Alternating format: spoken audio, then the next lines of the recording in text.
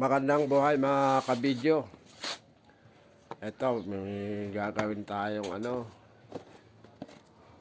parang karwas. Simbolin ko pa lang. Ayan yung Ayan yung gagamitin ko. Ayan, subukan ko muna tong bagong bili ko na pang karwas. Natin kung maganda.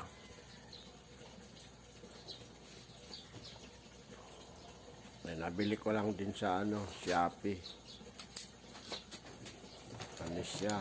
Paano ba yung bili ko? 2-1. Ayan. Tignan natin kung malakas ang pressure niya. Gagawin ko siyang yung bendo. Hulog ng 5 piso.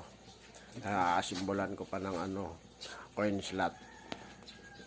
Saka timer.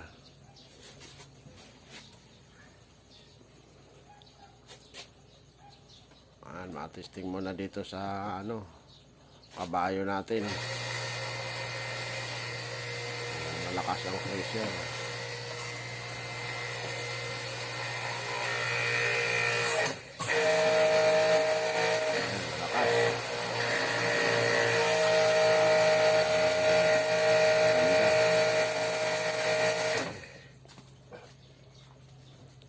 Lahat na nakadikit sa nadumi, talsik.